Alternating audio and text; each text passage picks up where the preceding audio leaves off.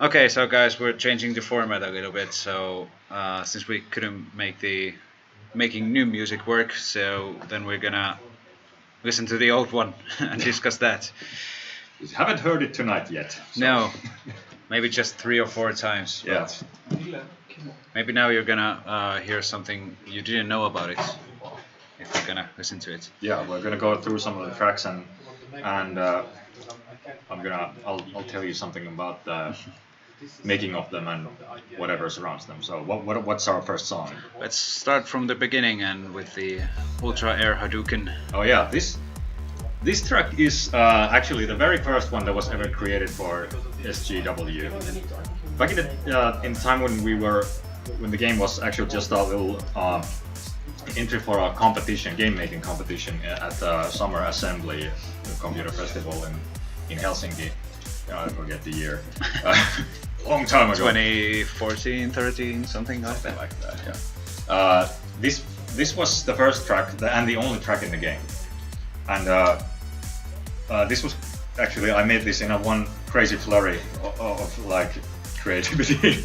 It was made in the final evening before we left to the venue. And I also had to cut the trailer for our game entry because we had to deliver both the game and the trailer. And I made this song and also the video. And for the final release of the game, this was I edited this a little bit and changed some samples and made the drums a little bit beefier. But this is old memories. Okay. Moving on to next one, we're gonna skip this one and go straight to this one here, the Asteroid Field stage music. Yeah. The song with the name that I cannot pronounce. Yeah, it's I believe the name actually means Stardust Galaxy Warriors, written in a very westernized Japanese. But this was also one of the very first songs. I think we first started making the Asteroid Field stage, and this is one of the songs where I started actually like picking up the Mega Man kind of approach to making all kinds of hooks into the rhythmic structure. So if you listen, you can notice that a lot of the melodies start on the I think it's called a pickup bar, pickup beat in English, and you can also hear those orchestral hit sounds, those kind of a little cheesy 90s sounding cliche sounds. Yeah, those. And actually, that's a thing that I really love putting into everything that I do in SGW.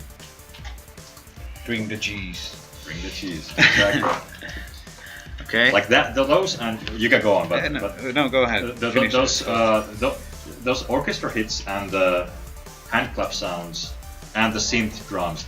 Those things are like the three most cheesiest things you can put into a game soundtrack, in my opinion, and that, like it's one of the things that I personally really love. Okay.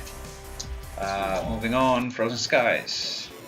Yeah, Frozen Skies this song was, I think we talked about this in a previous stream sometime, but this song has some Mega Man X references in it, and actually this is one of the last tracks I made for the game, and it's also one of my favorites. I think I managed to convey what I wanted with the melodies and the rhythms and the overall kind of feeling, because that was I wanted to make this song that somehow conveys the feeling that you're flying up high somewhere where it's really cold and the frozen skies, hence, and I think some of the sounds, the synth sounds in this track really, actually, in my opinion, worked out pretty well for it. And the chorus in this song is one of my favorites from the whole soundtrack. It's actually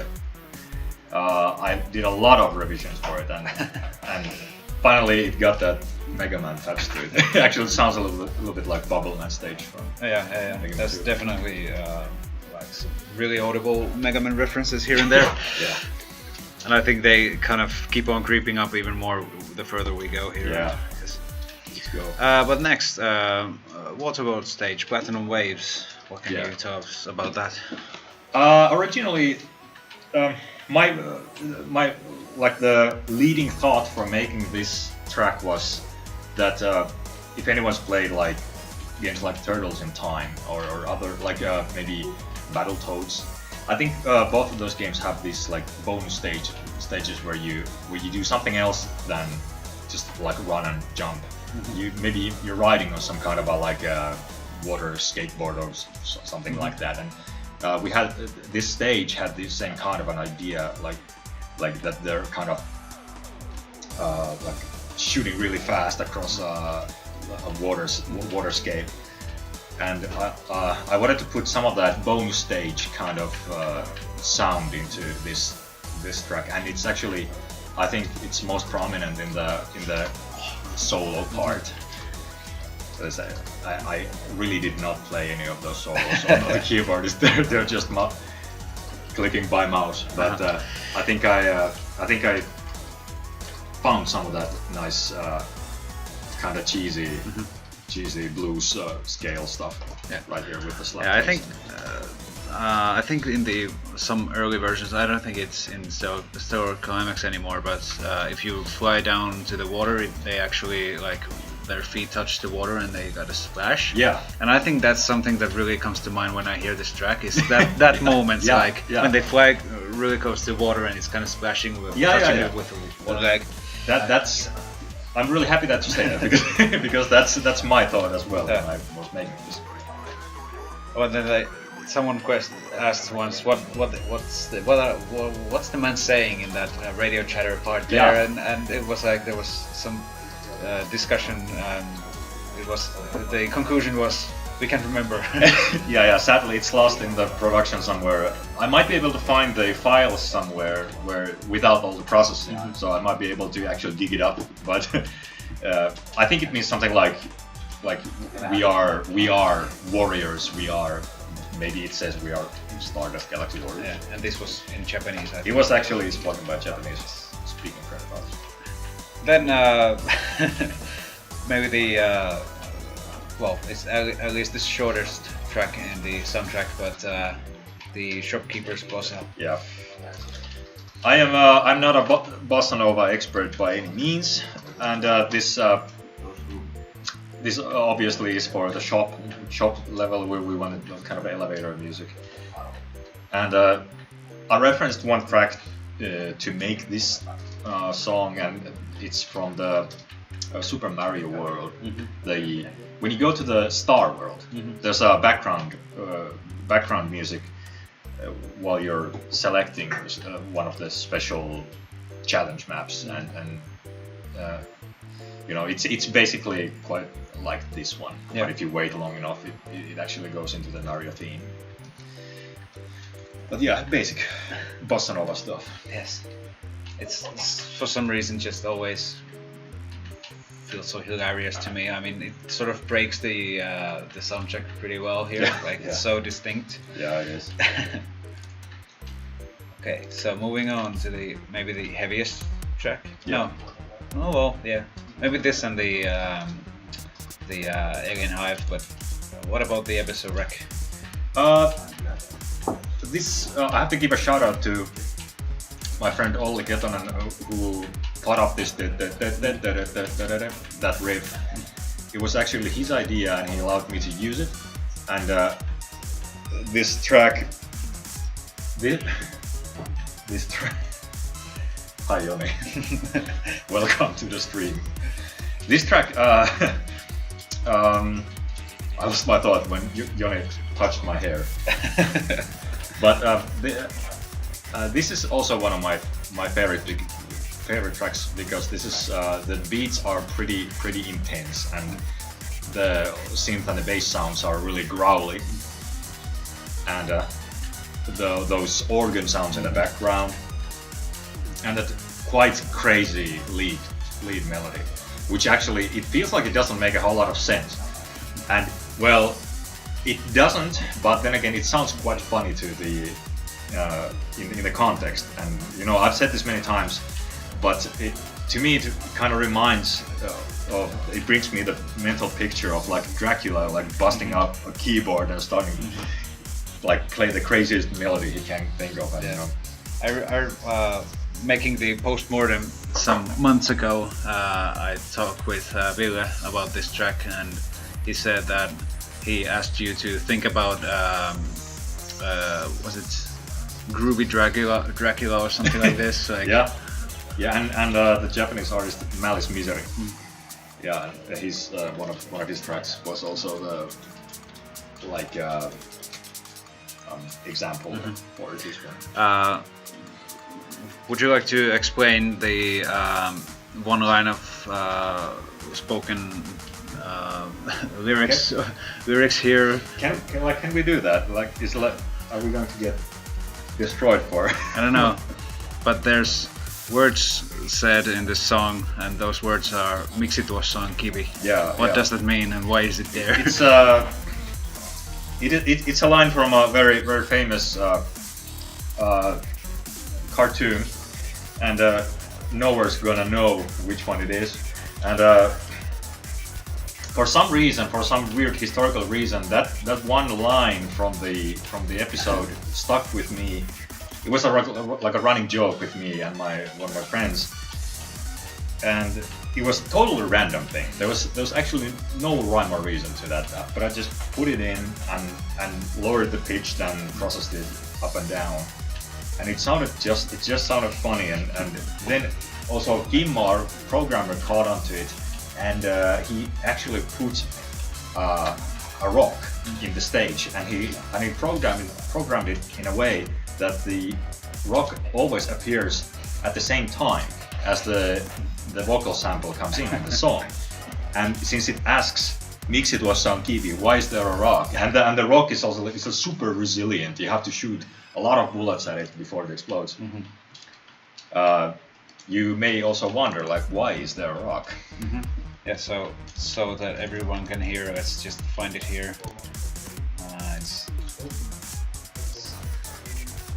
We just skipped it here.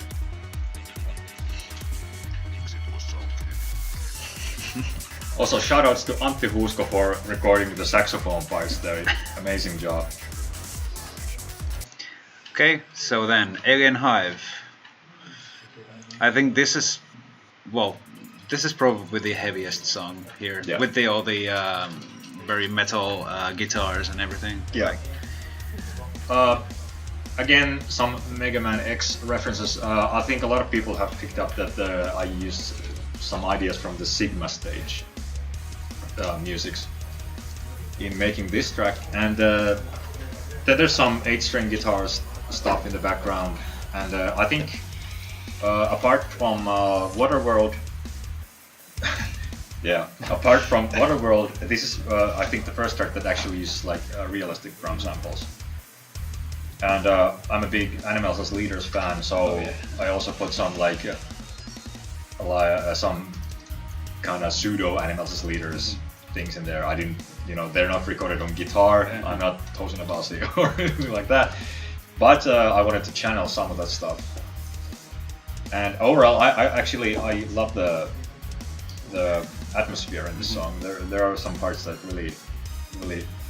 Yeah, I really like this part, especially like when it gets like pretty crazy with the and the sort of a breakdown in the behind. Yeah, there's like a polyrhythm where it goes and then the soft 4/4 beat under it. So it created a pretty fun. I'm pretty sure that all the like people liking metal music listen to this soundtrack. This is probably gonna be one of their favorites in a way. It's I hope so. Okay, moving on. Maybe the weirdest name on the soundtrack, the kebab responsibility. This is actually once again one of those inside jokes. We once went to a restaurant and we ordered some pizza and kebab, and there was some confusion about like which pizza was supposed to go to which person. It was like late at night, like 4 a.m. after some partying somewhere. And the owner was a little like grumpy at us for some reason, and he came to us with the pizzas and everything, and he was like kind of getting annoyed, and he was like I don't know who's like responsible for these pizzas, and like what does that mean? Like what? But then we he asked them, do you have like receipts? Like we showed our receipts, like yeah, we have these, like everything's okay. Okay, so that's mine. Yeah, okay guys, let's go. Everything was fine. We just went off, and everything was fine. We were left wondering like what was that about, like not being responsible for the pizzas. And so a long story a little shorter, this song had received that kind of a name, and musically in the song it's all about that which we call the kebab rhythm. And the thing of note here is that wind instrument in the back. It's obviously a VST, but it's called a zurna, and I think it's like maybe a Turkish. I might be wrong about this, but it's some European like folk instrument that you're kind of supposed to play like somewhat like that. And I heard this originally in some like European party pop artists' music, and I thought it sounded so obnoxious and so weird and annoying that I had to actually use it. It's hilarious and really annoying at the same time. It's like it's one of the most weirdest instruments I've like ever heard. Yeah, the sound is really distinct there as well. So when you hear it, it's sort of hard to unhear. Yeah. Yeah. But I guess we're moving on. Next we have systematic integration, which is like Mega Man City population 9,000. Yes, indeed. This I based this track off of the asteroid field. It was actually originally in the same project file, so it has the same tempo and has the same core drums. So this started out as like a bridge part to the asteroid belt or asteroid field song, but I felt that it didn't fit in, and also it started to have like a life of its own, and eventually it became this song, and you can hear that da dun dun da dun. That's a really subtle reference to Terminator, because really it's the robot factory. They're making robots, and there's da dun dun da dun. So I really like the sort of anvil hit in the middle. Yeah. For some reason, that's always gives me goosebumps in wherever I hear it. If it's this song or in a few other songs, it's just something about that sound effect. It's just like very. I guess that's the reason it's also used in orchestras, like an actual, you can write notation for it. Yeah, it's it's a very impactful sound. And overall, I could just put one thing here. This song, it sounds a little bit like Sparkman from Mega Man 3, and I had that thing in my mind when I was making it. So, but it's a kind of a loving homage to Sparkman in a way. Moving on, next we have the Scrappiest stage. Yeah. So what's the story behind this one? This is one of those tracks that it was quite hard for me to look at a visual picture and try to imagine what kind of a music it should have. But in the end, I found some interesting synth sounds, and actually this melody sound here, and it just somehow came together after finding some of these key sounds. And actually, one funny little detail in this song is the sound of my microwave, like the really annoying beeping sound that it makes. Like everybody agrees, everyone who's heard it is like, that sound is so annoying. How can you stand that? And it's used a little bit later in the song. Do you want to like rewind? I mean, fast forward. Yeah, sure. Around what mark? Try there. A little bit more. Second. Oh, No, go ahead a little bit more. A tiny bit more. It should be around here.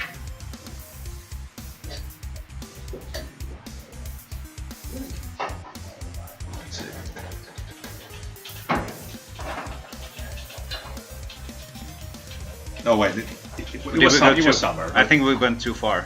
I think you did, yeah. But, you know, anyway, it's this silent part? Or goes here? No, that's the quiet part. And then it... Then after that... Well, let it play.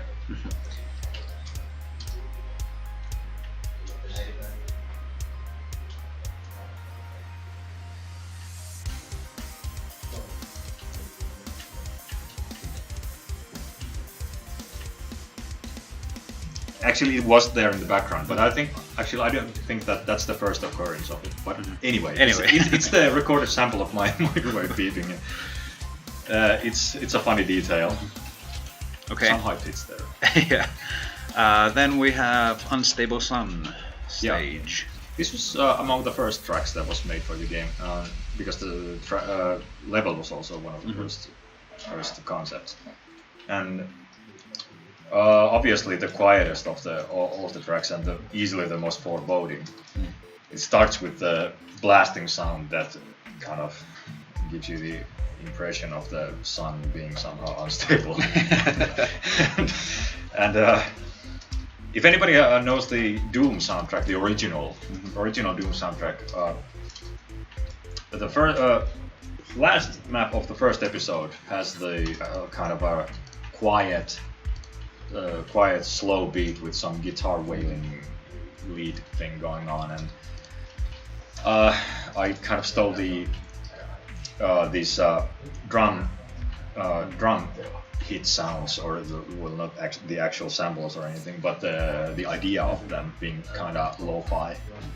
I took that idea from that song, and then just put in some of those pulsing synth sounds in there, and some filter sweeping, and some quite dissonant, high-pitched synths in the background if you listen closely.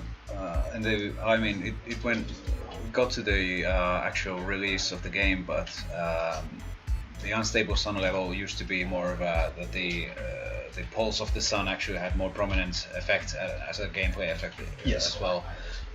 Did that actually affect the music in any way? Like when it was the stage was first designed to be like that, there's going to be those waves that will hurt you if you're not in cover. Did you think did that affect the track that you made? And when that was dropped from the game, did that then cause any? Yeah, it didn't really affect the process, because I think the level design was far along enough so that I didn't need to take it into consideration. And also that blasting happens really only in the beginning of the tracks, and then there's a separate sound file for the sun actually doing the visual effect, which was supposed to have the gameplay effect of dealing damage to the players. So it's a separate thing, and I designed it in a way where it doesn't it doesn't confuse the song too much if it plays suddenly there. What I was thinking of, did you have to leave some room for it's a very loud effect. It kind of fills the whole spectrum. So did you have to leave room for it? Yeah, absolutely. Yeah. It goes well that the track itself is quite toned down. It's really there's a lot of space inside it, and then because there's sun sound effect comes in at intervals. It fits in pretty easily. Okay. Then we get to the maybe the grooviest of songs in this soundtrack. Disco ball scene. Yes. This track was inspired by Herbie Hancock's "Just Around the Corner," an amazing groove groove song, and of course another one bites the dust. A little bit of that in there. Basically, just picking up those two songs and jamming out to the same feeling that they have, and I actually myself I love the lead sound here, especially the vibrato, which is pretty crazy. Yeah, but that speaks disco. Mm-hmm. And it's funny when you go from something so foreboding from like the Unstable Sun, and then you go to this and you're just like swinging along, and and it's supposed to be some sort of a boss battle. It's like Yeah. The first moment when you think, oh, this game actually got serious. No, it didn't. Forget about that. But yeah, it's a very groovy song. Yeah. Some wow guitar in there too. Okay, moving on. Staying in the same stage, basically, but jumping on to Spirit Universe X. Yeah. The hardest part about making this song was choosing the name. I wanted to choose a name that was like very Goa trance, because when I was listening to Goa trance tracks for reference, I noticed that all of them have these names that are like Spirit something or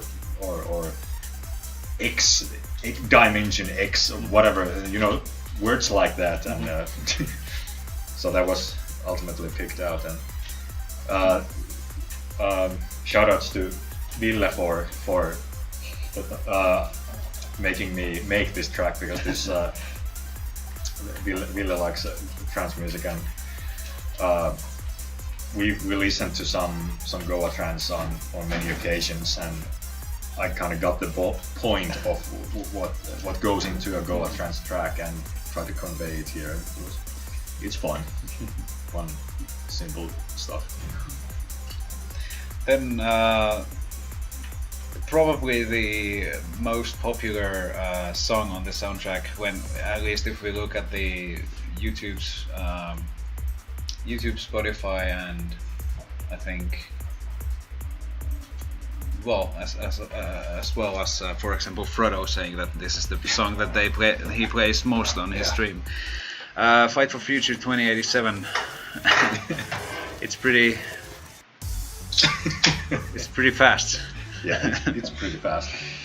Yeah, it's. I think this might have been the last track that I made, and well, obviously, I channeled some Darude in here, and, with all the arpeggiators doing those kind of very cliche 2000s dance music figures. You just can't listen to this song without bobbing your head, like it's so good.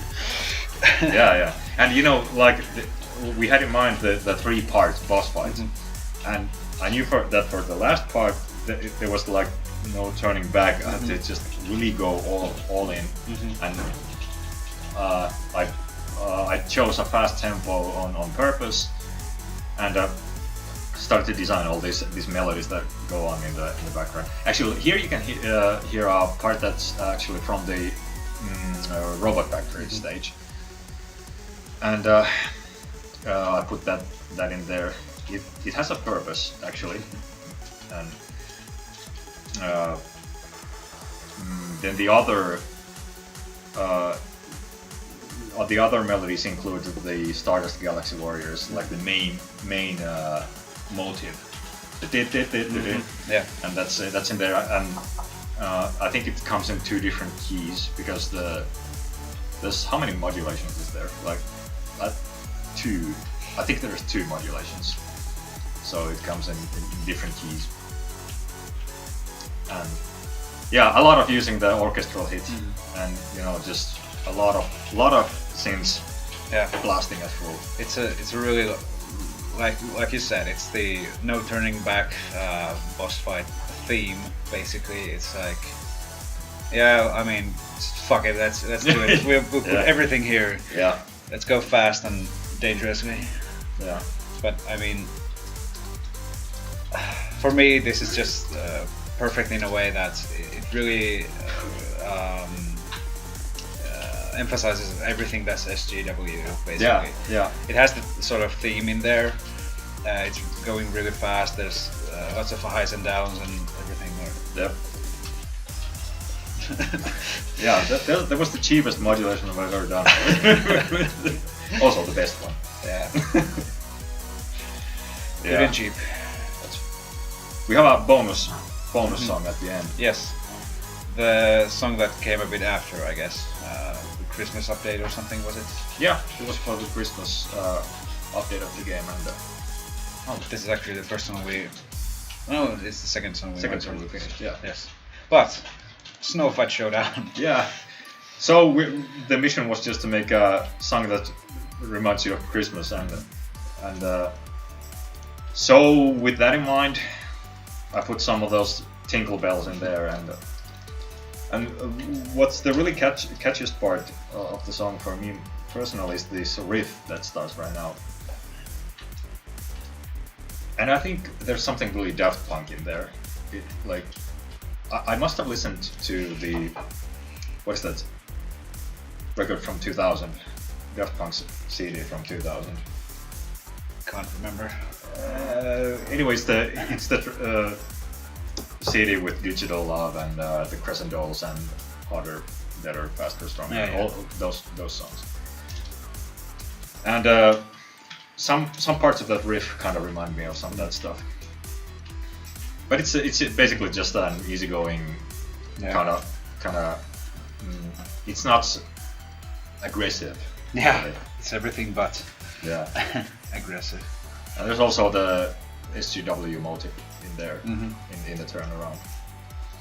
I try to sneak it into Everywhere. everywhere, because I love the idea of using like for example how John Williams uses in it, like everything he does. There's always the idea that there's maybe a character has a theme song, and then he uses it somehow in different keys, in major keys, minor keys, and he always finds a way to put that in every turn, and it's amazing. It's something I really look up to. I really like that as well. Like you set up an emotion with that sound, or like with that certain part of the song, and then you just use it to either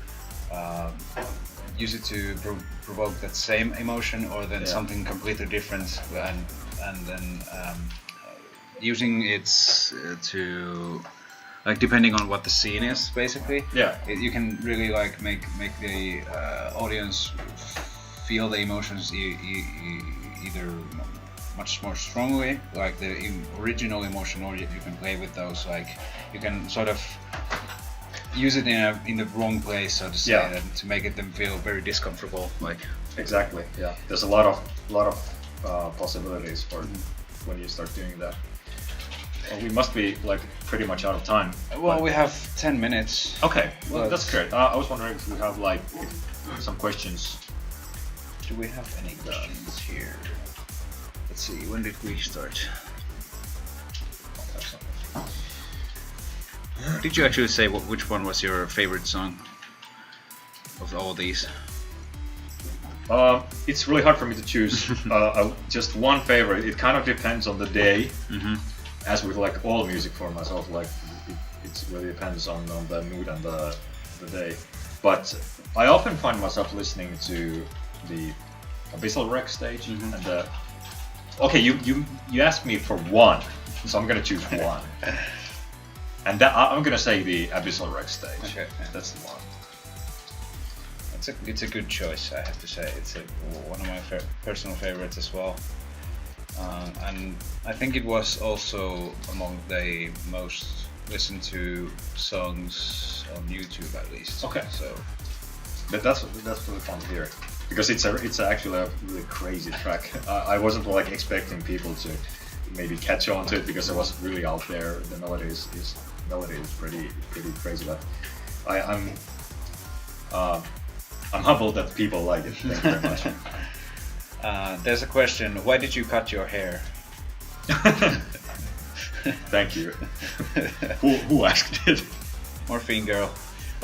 Why did you cut your hair? Yeah, oh yeah.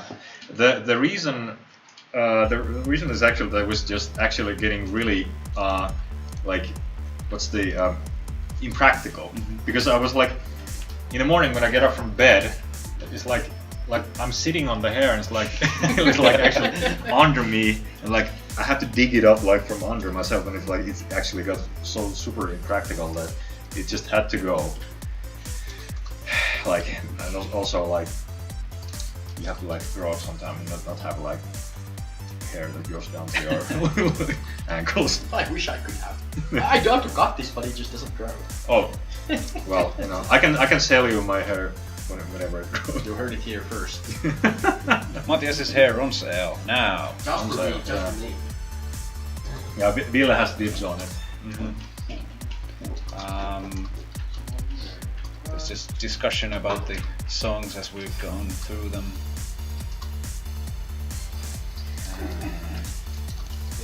Let's just say, sticking into the theme of music, what's your current favorite soundtrack, game soundtrack? But my latest See, let's say, let's not go very far into the past. Maybe some one of the recent years. I think the very most recent one is from Tekken 7.